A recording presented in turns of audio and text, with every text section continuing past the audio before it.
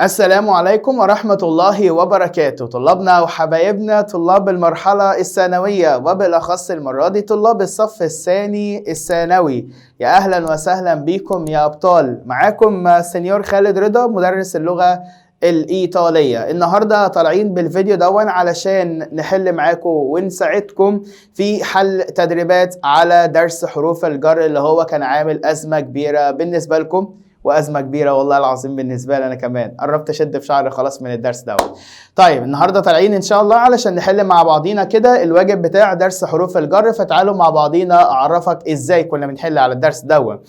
خلي بالك طريقة الحل على الدرس ده من أسهل ما يمكن. أنت أهم حاجة في الدرس بتاع حروف الجر لازم تبقى عارف أنت بتحل إزاي على الدرس دوت. طبعا لو أنتوا فاكرين كنت بديتكم زتونة كده صغيرة، الخلاصة بتاعت الدرس. في عندك كده على اليمين في عندك الزتونة اللي هم الثمان حاجات اللي هي الكلمات اللي هتيجي بعد النقط هتكون ايه، وعلى الناحية الشمال اللي عندك هتلاقي الأفعال. أنا كنت كاتب لك شوية أفعال وقلت لك الأفعال اللي قدامك دي لو تفتكر كده كنا في أولوية لحروف جر عن حروف.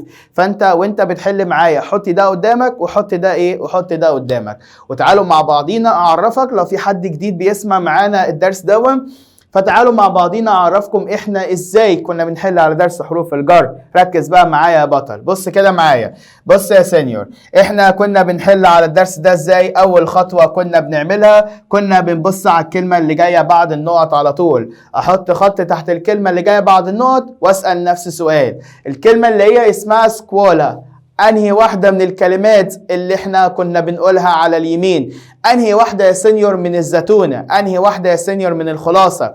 ايه هي الخلاصة؟ مش انا قلت لك ان الكلمة اللي جاية بعد النقط هتكون عبارة عن يا مدينة يا دولة يا مكان يا ساعة يا اسم شخص يا ضمير يا مهنة يا وسيلة ايه؟ يا وسيلة مواصلات يا فعل في الايه؟ يا فعل في المصدر. الكلمة اللي جاية بعد النقط هتكون واحدة من دول. فانت حط خط تحت الكلمة دي وشوف الكلمة دي انهي واحدة من الكلمات اللي انا قلتها لك دلوقتي حالا. ليه يا سينيور؟ علشان يا سينيور كل حاجة من الحاجات اللي قلتها لك ليها حروف جر معينة. على سبيل المثال هي مش دي مكان؟ وانا مع الاماكن كنا بنختار مين؟ مع الاماكن كنت بختار يا اما يا اما الان يا سينيور، يا اما حرف الجر مين؟ يا اما حرف الجر ده. حصل؟ تعالى بقى نبص على الاختيارات. اللي موجود في الاختيارات موجود الان يا سينيور والال، يبقى انا هستبعد البر على طول من حساباتي. السؤال اسكولا المكان ده يا سينيور بختار معاه الان ولا احنا حافظين اماكن معينة باخد معاها الان واماكن تانية بتاخد حرف الجر فاحنا حافظين انهي؟ احنا حافظين ان. هل المكان ده من الاماكن اللي بتاخد ان؟ لا، يبقى استبعد ان. فاروح اختار مرة بسيطة مرة مركبة. هختار بسيط ولا مركب؟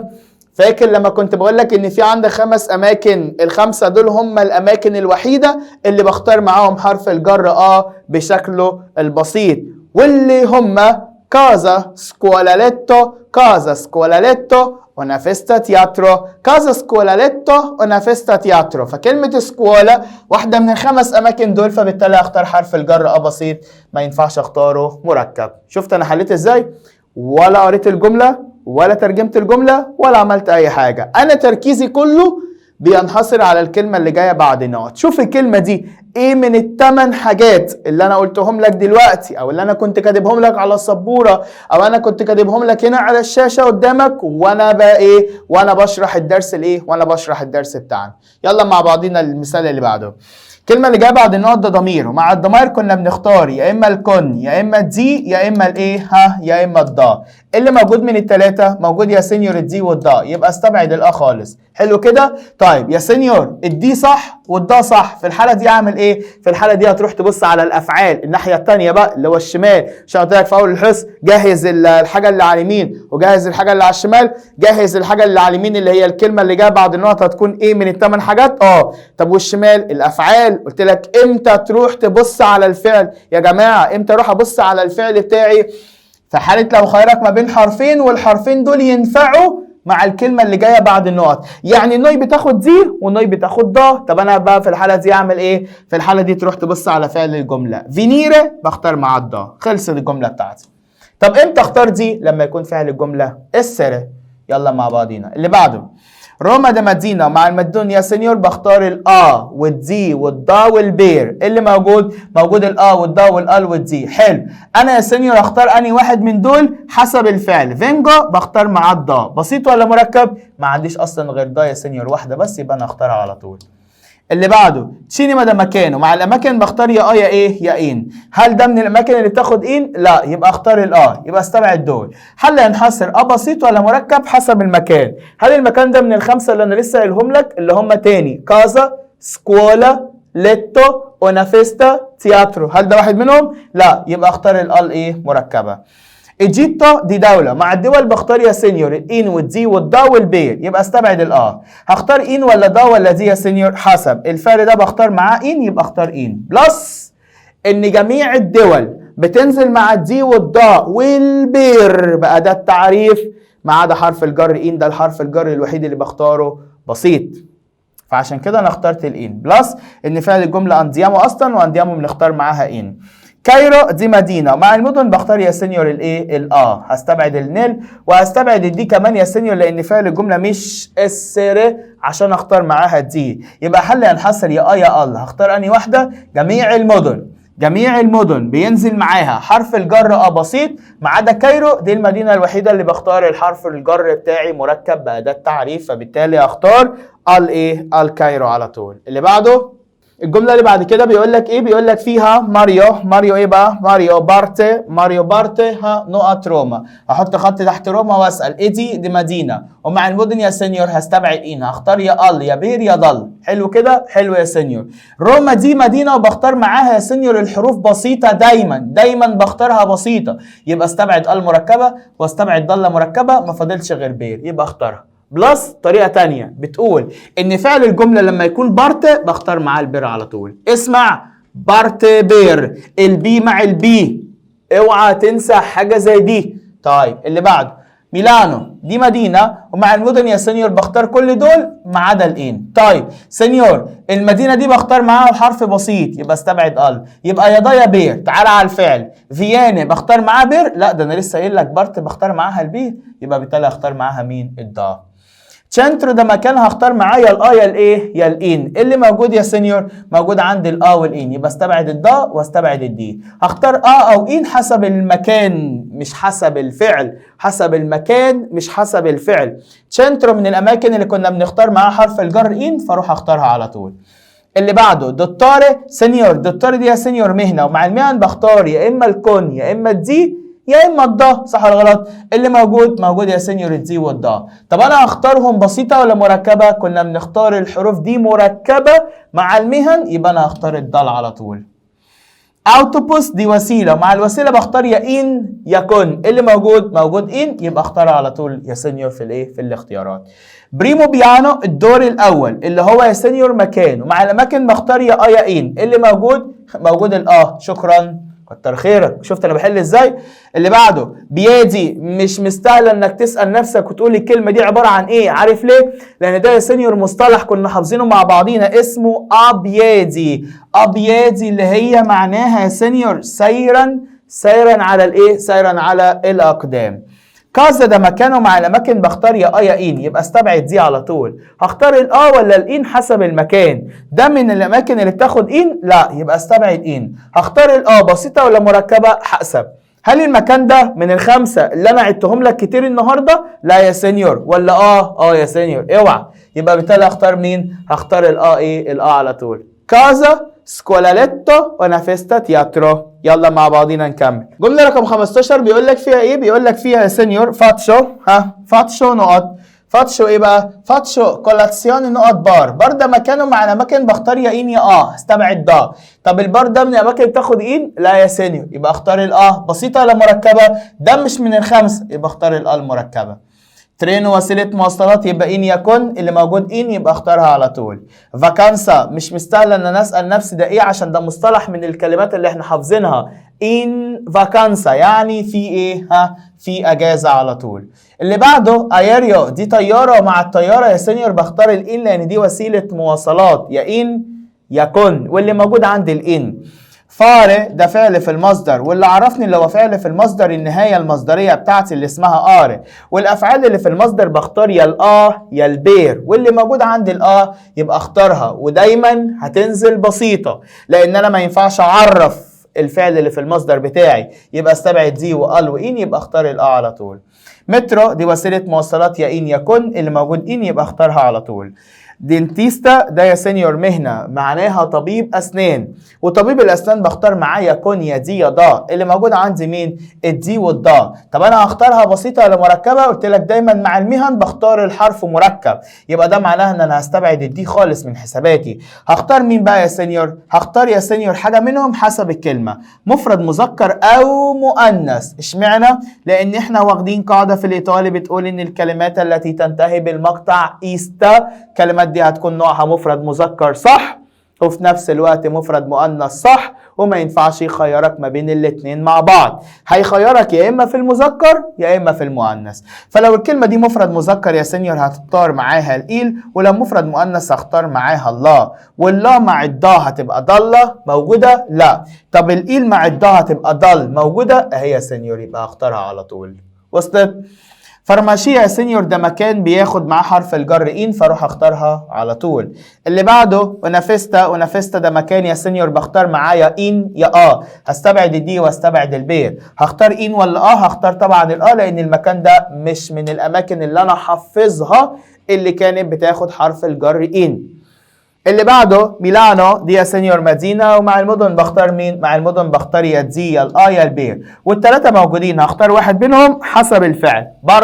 بارتو تبقى البي مع الايه؟ جدع، البي مع البي، يبقى اروح اختار الايه؟ البير البير على طول. جملة رقم 25 بيقول لك فيها ايه؟ بيقول لك فيها فادو نوت اميتشي دي اليسيا. كلمة اميتشي يا سينيور ده اسم عاقل، والاسماء العاقلة بختار معاها يا سينيور يا اما الكون يا اما الدي يا اما الضا. اللي موجود عندي ما بين الاختيارات ايه؟ موجود عندي يا سينيور الضا، بس مرة جابها لي يا سينيور بإلا ابوستروف ومرة جابها لي باللي. تعالى كده، الكلمة دي نوعها جمع مذكر وبادئة متحرك، يبقى اختار أداة التعريف اللي اسمها لي، واللي مع الضا هتبقى دالي. تمام كده؟ انا هنا بقول انا رايح عند اصدقاء اليسيا. اللي بعده Lo zaino e nuovo studente. كلمة nuovo studente يا سينيور ده اسم عاقل، والاسماء العاقلة بختار معاها يا دي يا ضا يا كل، لسه قايلها لك، واللي موجود عندي الدي يبقى استبعد النيلي واستبعد الايه؟ الاه على طول. هل ينحصر يا دل يا دلو، جاب لك اللو مرة وجاب لك الايل مرة، هختار الاداة حسب الكلمة، مفرد مذكر بادئة بساكن يبقى اختار الايل، والايل مع الدي هتبقى دل. اللي بعده بانكو اللي هو المقعد، فاحنا بنقول على المقعد، على المقعد، احفظ المصطلح ده، على المقعد، على الكرسي، على الترابيزة، سول تافولو، سول بانكو، وهكذا.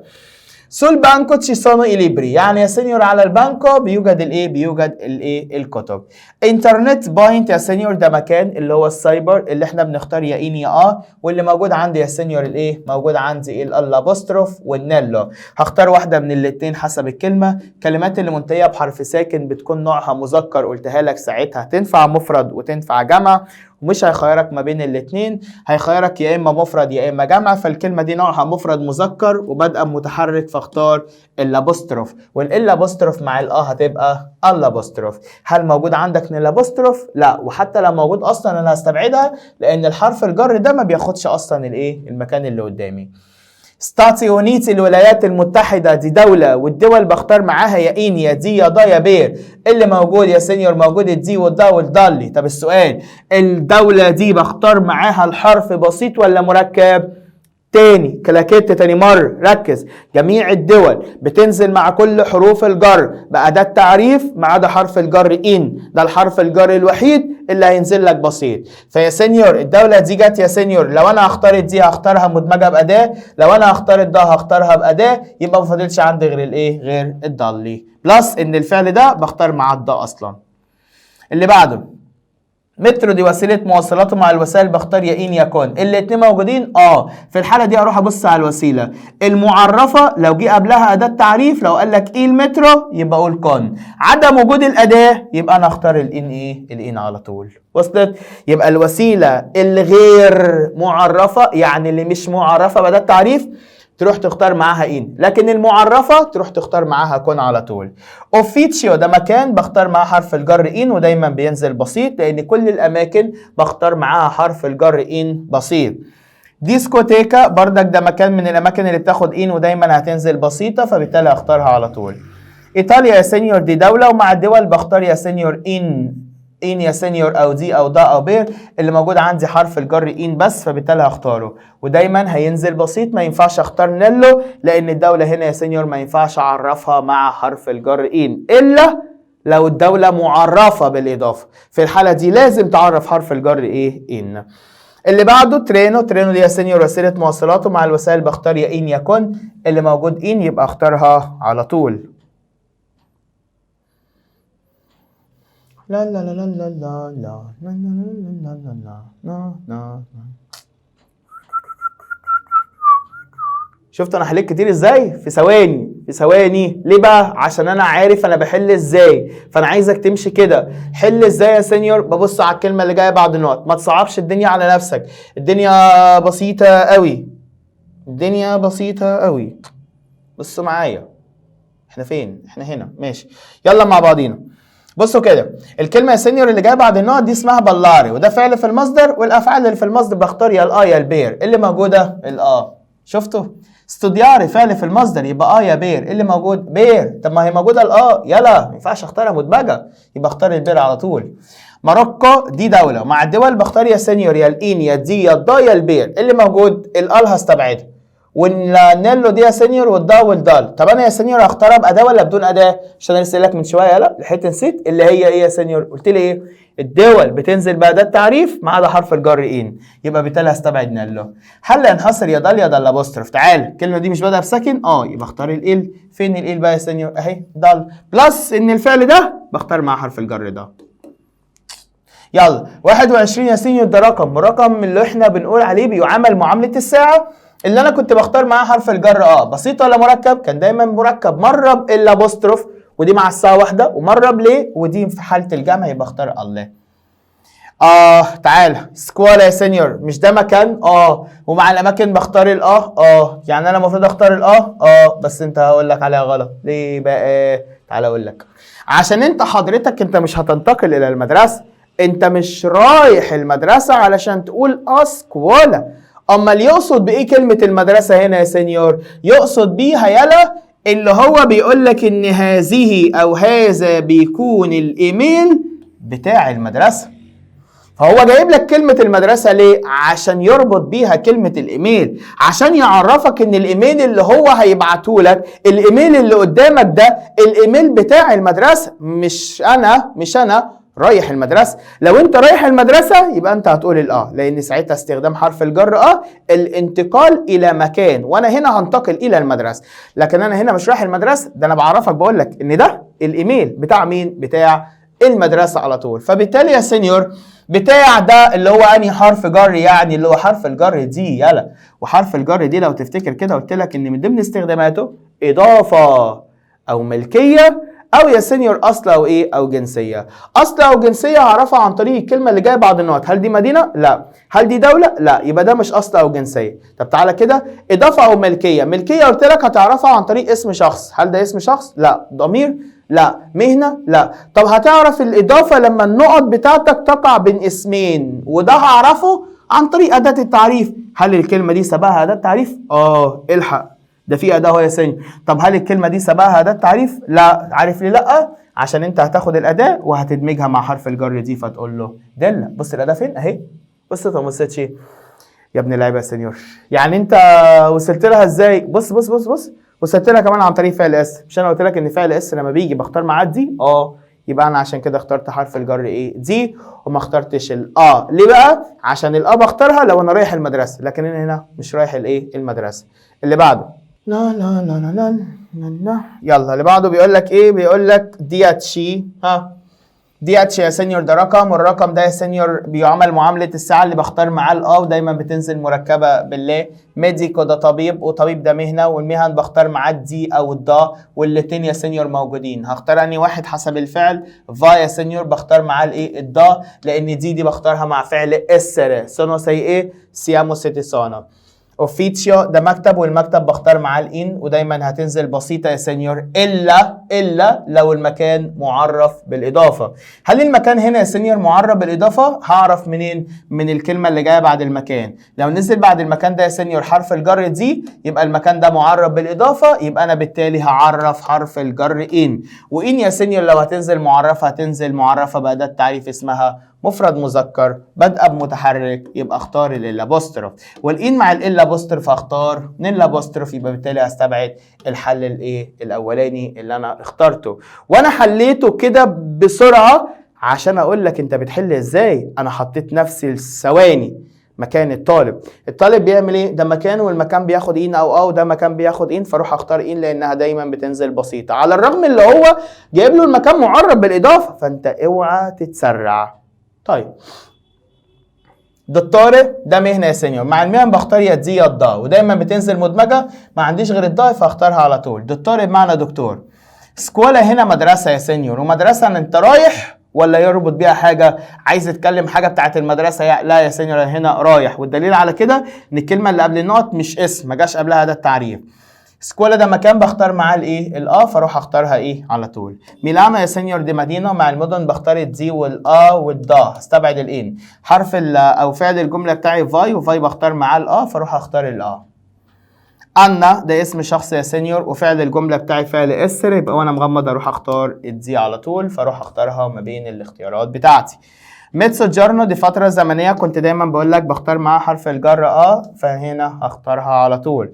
باريجي دي يا سينيور باريس، وباريس يا سينيور دي مدينة، مع المدن بختار مين؟ بختار يا سينيور مع المدن البير والضا، هستبعد الان. طب يا سينيور الثلاثة موجودين بس انا هستبعد ليه بقى؟ عشان المدن بختار معاها الحروف بسيطة يا سينيور، ما عدا طبعا كايرو، يبقى انا هختار يا ضا يا بير. هبص على الفعل تورنيامو، قلت لك دايما بختار معاه الضا. البير كنت بختارها مع بارت لو تفتكر يعني. يلا اللي بعده، بص كده جمله رقم 49 وانت تعرف انا هنا ليه ما اخترتش بير. انا هنا ما اخترتش بير عشان فعل تورنيامو. بص بقى الجمله اللي بعدها هعمل ايه. جمله رقم 49 بيقول لك فيها ايه؟ بيقول لك فيها الاستاتي ونيتي دي الولايات المتحده اللي هي دوله، وفي هنا اداه تعريف، يبقى ده معناه ان الحرف اللي هتختاره لازم يكون مكون من 3، فاروح اختار البير، بلس ان فعل الجمله بارتيامو اللي هو فعل بارتيري، فاروح اختار البير على طول.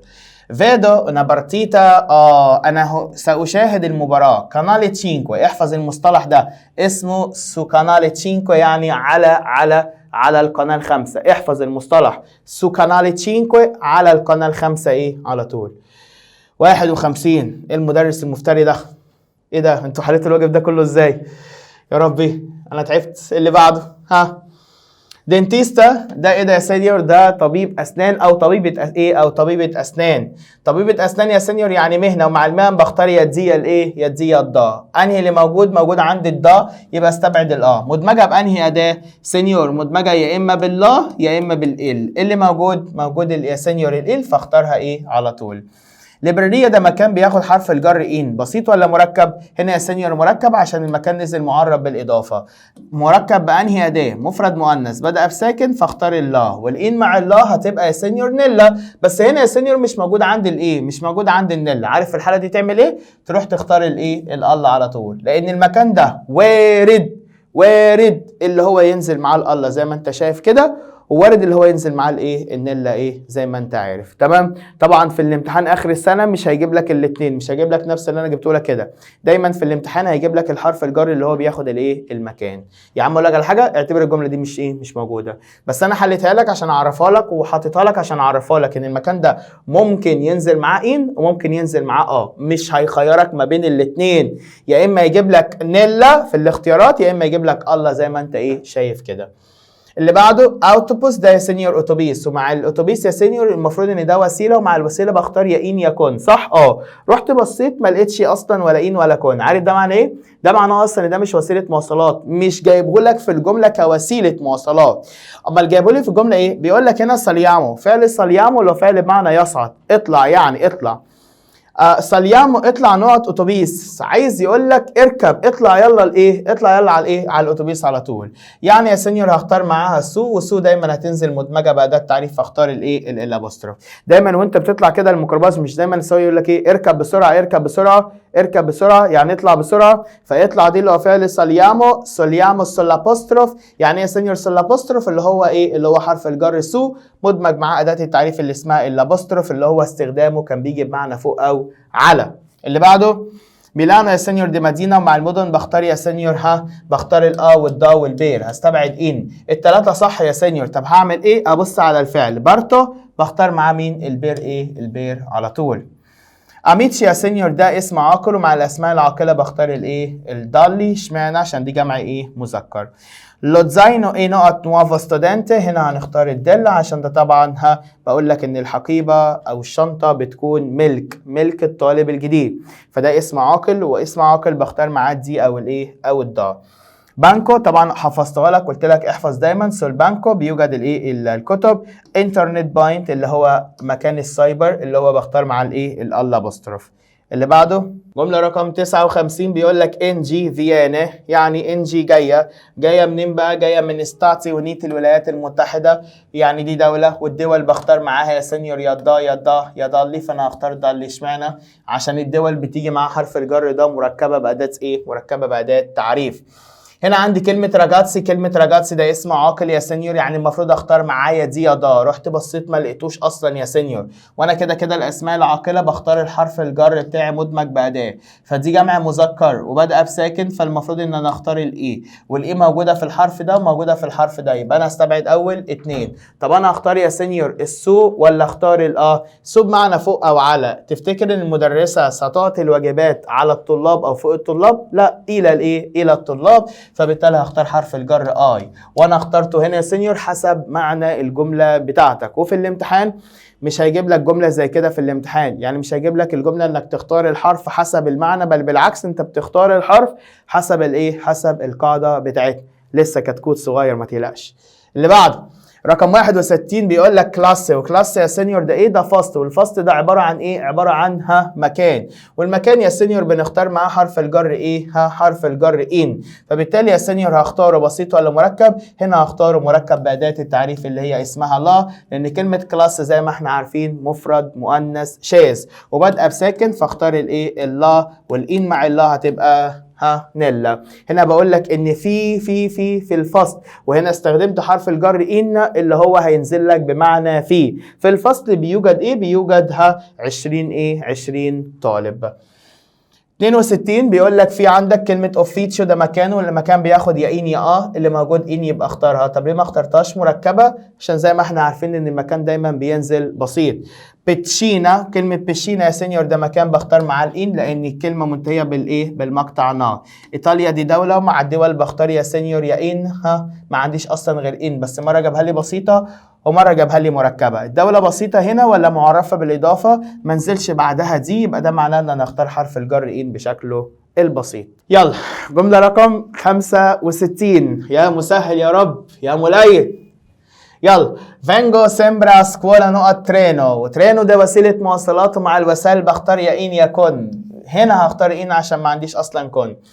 بيبليوتيكا ده مكانه، مع الاماكن بختار يا ان يا هستبعد الاثنين دول يا سينيور. ده مكان بياخد حرف الجر ان فاختاره على طول. ستودياري ده فعل في المصدر يا بير، الموجود بير يبقى اختارها. بيبليوتيكا ده مكان اخره تيكا يبقى اختار ان. بسيطه ولا مركبه؟ مركبه. هنا ليه بقى مركبه؟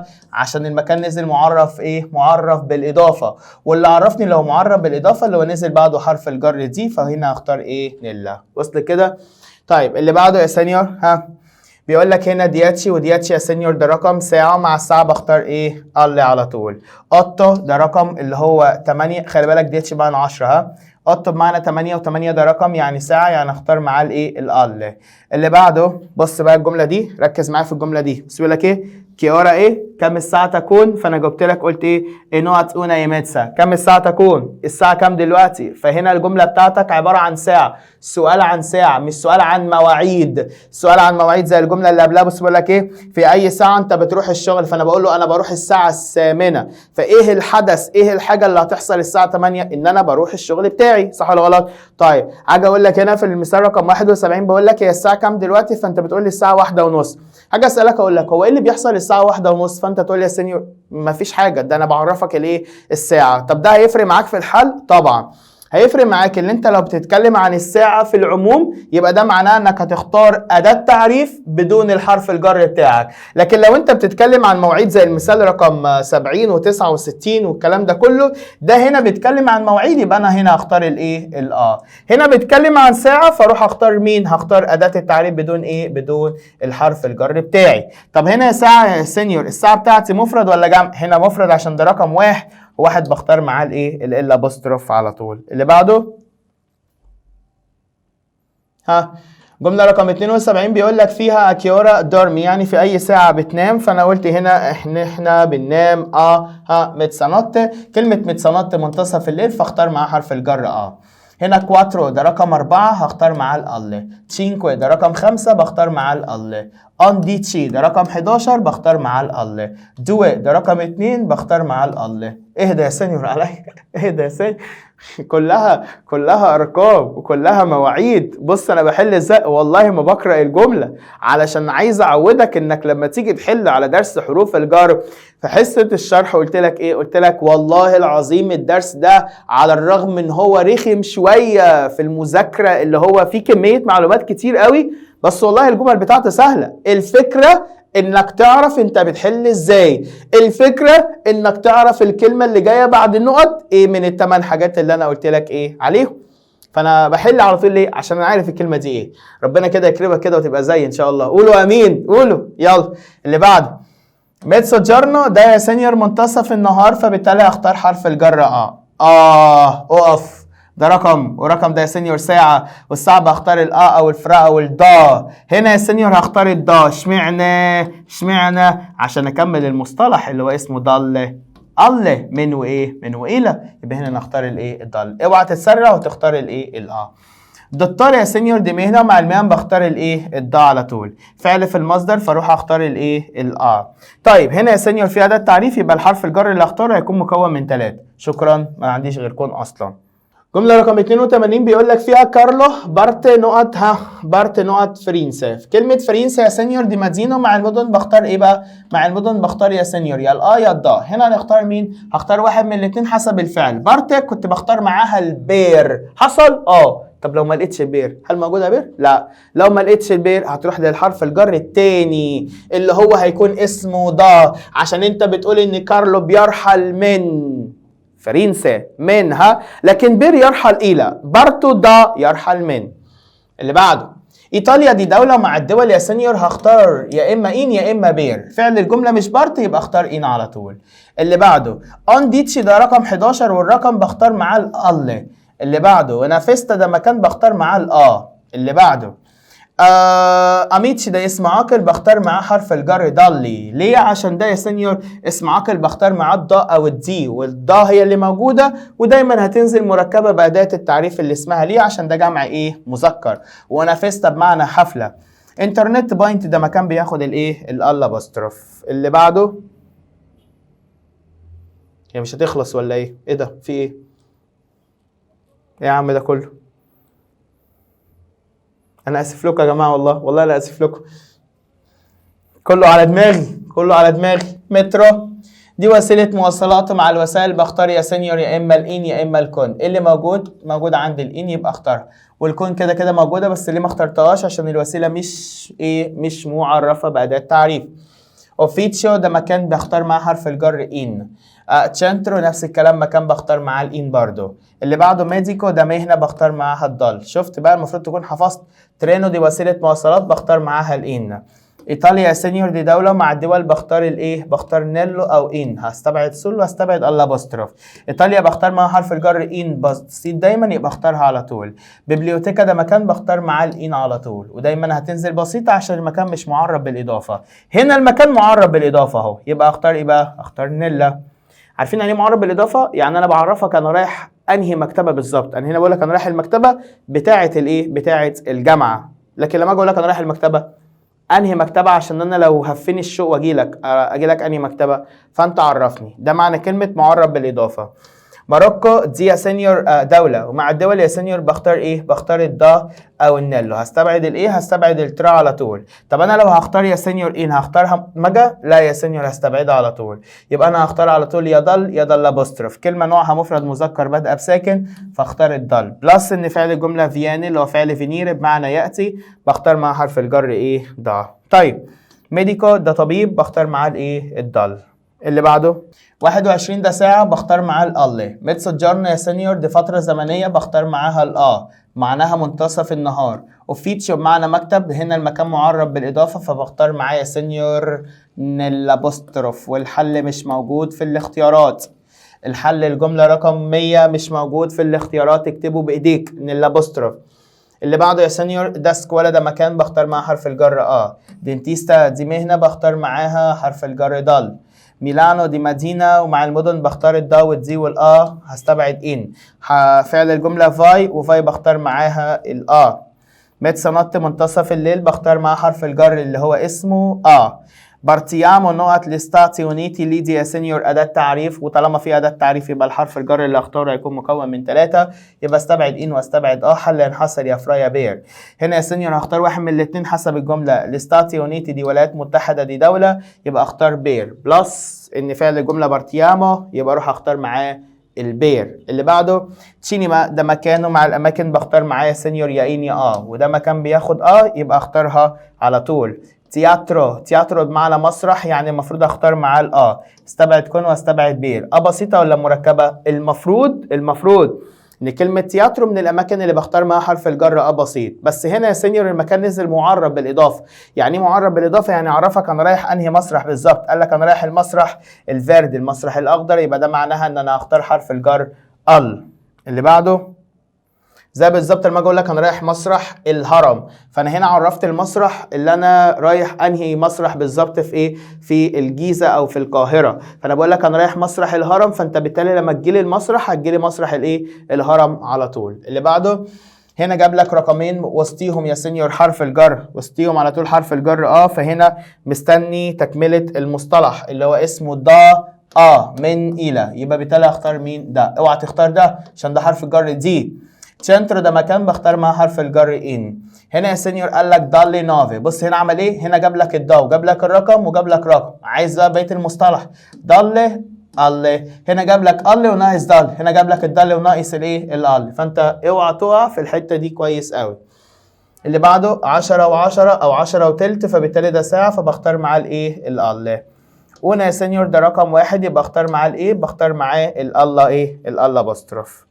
اللي بعده تياترو دانتي، نفس الكلام، انا هنا بقول لك انا رايح مسرح دانتي فانا عرفت، فبالتالي اختار ايه؟ حرف الجر اللي هو اسمه ال. جمله رقم 114 بيقول لك فيها ايه؟ بيقول لك فيها ميتسانوتي، كلمه ميتسانوتي منتصف الليل، فبالتالي اختار معاه الايه؟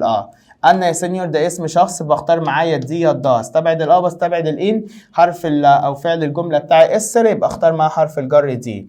فاكانسا ده مصطلح، يبقى اختار معاه ايه؟ ان فاكانسا على طول. باري دي مدينه في ايطاليا، ومع المدن بختار يا دا، استبعد او استبعد الفرا والان. هختار واحد من الاثنين حسب الفعل فيفي، بختار معاه لان ده بختارها مع فينير اللي هو بمعنى ياتي. صوفيا ده اسم شخص يا سينيور، بختار يا دي يا دا، استبعد فرا هنا فعل الجمله فا، يبقى اختار معاه الدا على طول. زي بالظبط الجمله دي، بص ده اسم شخص، ليه اخترت الدي؟ عشان اسر. هنا ليه اخترت الدا؟ عشان مش اسر. فرنسا دي دولة، ومع الدول بختار يا سينيور يا بير يا ان، هستبعد والترا، هختار بير او ان حسب الفعل. هل الفعل بارت؟ لا، يبقى اختار ان على طول.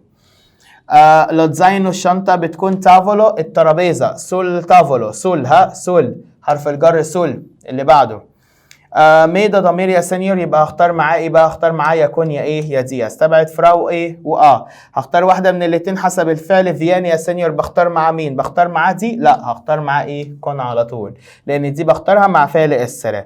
لاسبانيا في اداه تعريف، يبقى اختار بير، بلس ان فعل الجمله بارتي. هنا كلمة بشينة ده حمام سباحة، مكان بياخد حرف الجر إن. ميلانو دي مدينة، مع المدن بختار إيه؟ مع المدن بختار البير استبعد الإن واستبعد الألا، لأن ألا أصلا ما بتنزلش مدمجة مع المدن، فهختار يا إما البير يا إما هبص على الفعل بارتو، يبقى اختار معاها مين؟ البير على طول. اللي بعده الحمد لله على السلامة يا عم، أنت كنت فين من بدري؟ اللي بعده متشوق والله ان انا اشوفك، بقالي كتير ما شفتكش والله. بحبك لما اشوفك كده، بحس ان انا خلاص قربت اخلص والله. يلا يلا مع بعضينا. المثال بيقول هنا ايه؟ بيقول لك هنا نوفي، ونوفي يا سينيور ده رقم بختار معاه الايه؟ بختار معاه ال بلس ان انت عندك ضل يبقى ناقصي او ناقص تكمله المصطلح اللي هو ضل اللي هو من ايه؟ من الى. جات لك في الامتحان الشامل بتاعي قلت لك ضل كواترو نقط نوفي، عارف نوفي كاتبها لك 9 كده بمعنى اصح، فهنا بيقول لك من 5 الى ايه؟ الى 9. ليه يا سينيور؟ ليه بختار معاه حرف الجر يا اما ترا يا اما ايه؟ يا اما بير. هنا يا سينيور ده مش مدينه ولا دوله، يبقى بالتالي هستبعد البير، يبقى اختار الترا. ما بين الطلاب بيوجد ايضا مصري، ما بين حرف الجر ترا. اللي بعده ايطاليا، هنا الدوله بتاعتي جت معرفه، يبقى بالتالي حرف الجر ان هينزل معرب باداه تعريف، والاداه التعريف اللي حطها الابوستروف. اوفيتش يا سينيور ده مكان بختار معاه الان، بسيط ولا مركب؟ هنا نزل معرب بالاضافه، يبقى لازم اعرف حرف الجر ان، فاقول له الابوستروف اللي هي دي. بشينا ده مكان بياخد حرف الجر اللي هو اسمه ان. طيب تعالوا كده يلا مع بعضينا على اسئله الطالب المتميز. يا متميزين يا متميزين، يلا مع بعضينا. السؤال الاولاني بيقول لك ايه؟ بيقول لك براندارا نيتشيتا، يعني للذهاب الى المدينه برينديامو احنا هناخد ايه بقى؟ هناخد القطار. قطار ايه؟ قطر الساعة 9. قطر بتاع الساعة 9، يعني ده معناه ان انا اختار معاه حرف الجر دي بلس كده كمان. اصلا يا سينيور ان الكلمة دي قبلها اسم والكلمة اللي جايه بعدها اسم. ايش عرفك ان ده اسم؟ عشان فيها أداة تعريف. فين الأداة؟ ما هي سينيور اللي هي أداة التعريف الجمعي المؤنث اللي انا حطيتها مع رقم ايه؟ مع رقم 9. اللي بعده بيبليوتيكا ده مكان معرب بالإضافة عشان قال لك المكتبة بتاع شارع ماتسيني، تمام كده. اللي بعده جايب لك كوينديتشي مينوتي الريفا، يعني هيصل خلال 15 ايه؟ 15 دقيقة، فده معناه ان انا اختار حرف الجر اللي هو اسمه فرا.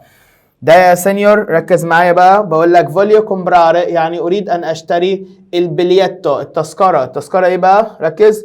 هتيجي تقول لي يا سينيور اوتوبوس دي وسيله، فاروح اختار ان دي، هقول لك حمار. ليه بقى يا سينيور؟ علشان دي مش وسيله مواصلات جايه لك في الجمله. هو هنا مش بيقول لك ان انا رايح بواسطه الاتوبيس، لا، ده هنا بيقول لك ايه؟ بيقول لك انا عايز اشتري التذكره بتاعه الاتوبيس، بتاعي. يعني ده معناه ان الجمله بتاعتك معرفه بالاضافه، فبالتالي هختار دي، واللي عرفني انها دي ان في اداه تعريف قبل الكلمه اللي جايه قبل النقط، وفي هنا اداه تعريف اللي اسمها الابوستروف، فاختار الايه؟ الابوستروف. انا هنا بقول له انا عايز اشتري التذكره بتاعه الايه؟ بتاعه الاتوبيس. في هنا يا سينيور اسم اشاره، وانا قلت لك في درس حروف الجر لما تلاقي الكلمه اللي جايه بعد النقط اسم اشاره او اداه تنكير او اسم شخص او ضمير، بختار الحرف الجر دايما بينزل ايه؟ دايما بينزل بسيط. فهنا هقول له لكيافي المفاتيح بتاعه البيت سونا بتكون ايه بقى؟ سونا بتكون يا سينيور سوبرا كويستو تافولو، يعني فوق هذه الترابيزه.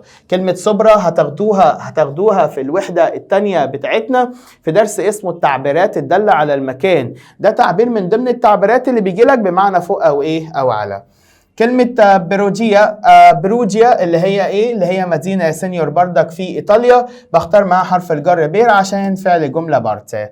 هنا بيقول لك لا كابيتالي يعني واشنطن، يعني ايه؟ واشنطن بتكون عاصمة ايه؟ عاصمة الولايات المتحدة، فبالتالي يا سينيور هختار حرف الجر دي عشان ده اسم طبعا، وده اسم هيجي قبله أداة تعريف، فطبعا الجملة بتاعتك طالما ان النقط وقعت ما بين اسمين يبقى دي جملة إضافة، يبقى بالتالي هختار حرف الجر دي ودايما هينزل بأداة تعريف. اللي بعده 20 دقيقة، يبقى اختار حرف الجر فرا. جملة رقم 9 بيقول لك فيها ايه؟ بيقول لك فيها مارييلا الريفا اوجينو ترينو ديل ستيلا، يعني ايه كلمة ترينو؟ كلمة ترينو بمعنى قطار. انا هنا بقول لك قطار الساعة 7، فهنا القطار نزل معرب بالايه؟ نزل يا سينيور معرب بالايه؟ بالاضافة، فده معناها ان حرف الجر ان اصلا اللي انا هختاره يا سينيور هينزل المفروض ايه؟ المفروض هينزل حرف الجر اللي هو اسمه ان. انا هنا بقول ان مارييلا هتصل النهارده في قطر الساعه كام؟ في قطر الساعه 7، تمام كده.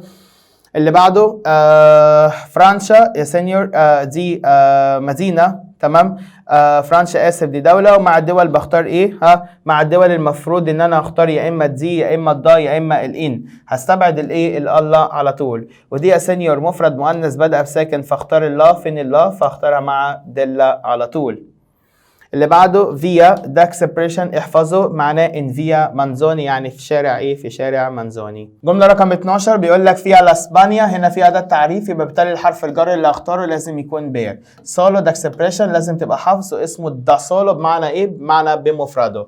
ستاتي اونيتي الولايات المتحده، يبقى اختار معاه ضلي عشان فعل الجمله فيانا. اوفيتشيو يا سينيور، هنا ده مكان بختار معاه حرف الجر ان، مفيش ان يبقى اختار الضا على طول. اللي بعده كي، هنا عايز حرف جر. بص بقى ده سؤال وده اجابه. شوف الاجابه بتاعتك قال لك ايه؟ قال لك بير لا ميا فاميليا. مش دي الاجابه على الاداه اللي اسمها كي؟ مش انا قلت لك لما يسالك بكي بجاوب باسم شخص؟